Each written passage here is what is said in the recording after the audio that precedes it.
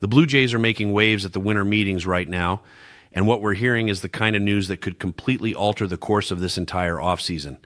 This isn't rumor mill stuff. This isn't speculation from random sources on social media. This is legitimate reporting from one of the most plugged-in insiders in baseball, and it involves a player who could transform Toronto's roster in ways that few others could. The front office is working the phones.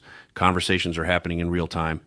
And the name at the center of it all is one that should have every Blue Jays fan paying very close attention. John Heyman just confirmed that the Toronto Blue Jays are officially engaged in active discussions with the Arizona Diamondbacks about a potential trade for Ketel Marte. Now, Heyman made it clear that nothing is imminent, nothing is advanced. But the conversations are real. They're happening. And that matters because it shows Toronto isn't just passively monitoring the situation. They're in the mix. They're having dialogue.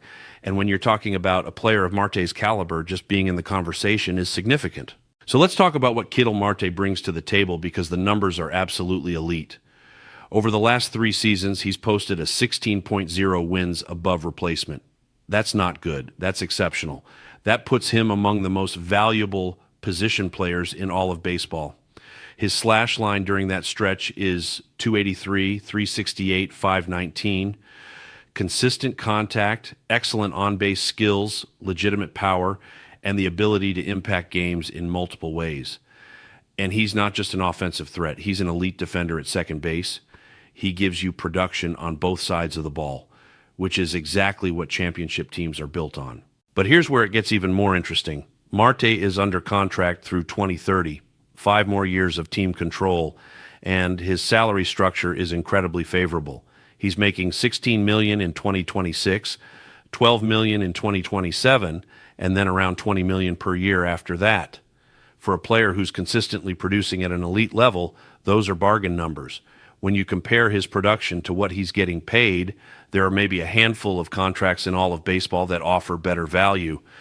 For a team like Toronto that wants to win now but also needs to maintain financial flexibility going forward, Marte is the perfect acquisition.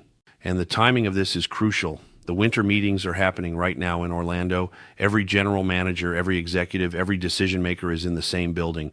Phones are ringing constantly. Deals are being discussed in hotel lobbies and conference rooms. This is the week where things happen fast. A conversation on Monday can turn into a finalized trade by Wednesday. And the Blue Jays know this. They're not waiting around. They're actively engaged in discussions right now, positioning themselves to make a move that could define their offseason. But here's where it gets complicated. The organization is still dealing with uncertainty around Bo Bichette. Is he staying? Is he leaving? The Jays don't have complete clarity on that front yet. But here's the thing. There's a strong argument to be made that acquiring Marte makes sense regardless of what happens with Bo.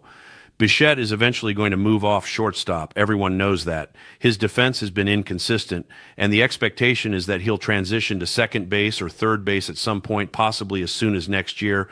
Marte gives you elite production at second base right now and for the next 5 seasons.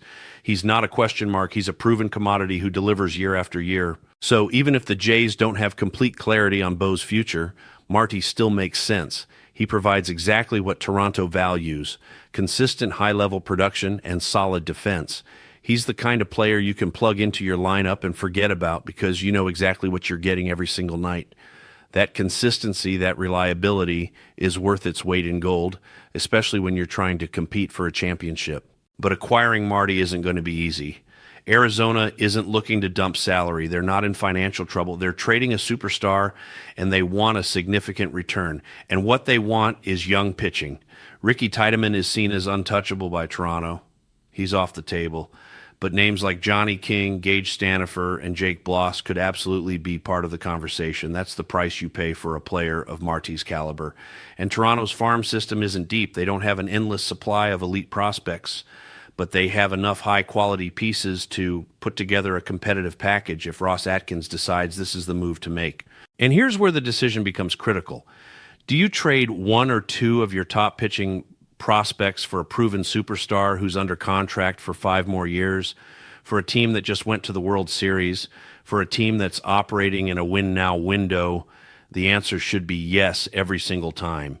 You don't hold on to prospects hoping they develop when you have a chance to acquire elite proven talent. That's not how championship teams operate. They trade the unknown for the known. They trade potential for production, and Marte is all production. But there's another layer to this. The Boston Red Sox are also reportedly in the mix for Marte, Toronto's division rival, the team they play 19 times a year.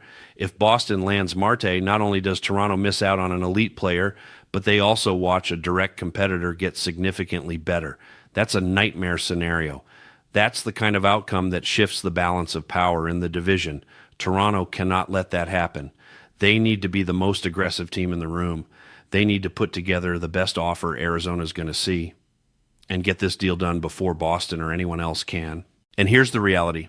The winter meetings move fast. All it takes is one team presenting the exact package Arizona is looking for, and suddenly the negotiation is over.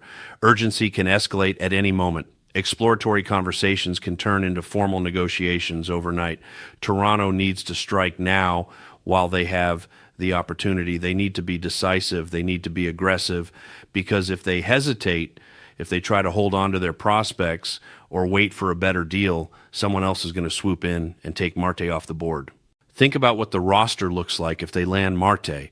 You've got Vladimir Guerrero Jr. anchoring the lineup. You've got George Springer providing veteran leadership. You just signed Dylan Cease to anchor the rotation. Add Ketel Marte to that mix, and suddenly you've got one of the most complete rosters in baseball. You've got elite production up and down the lineup. You've got a championship caliber team. That's the goal. That's what Toronto is building toward, but they have to close the deal. They have to be willing to part with the prospects Arizona wants. They have to make the tough decisions that championship organizations make, because if they don't, they're going to look back on this offseason with regret. They're going to wonder what could have been if they had just been a little more aggressive, a little more willing to take the leap. Ketel Marte is the kind of player who changes franchises. He's the kind of player who elevates teams from good to great. And Toronto is already good. They just need that one more piece. Marte could be that piece. The question is whether they're willing to do what it takes to get him. The answer to that question will define this entire offseason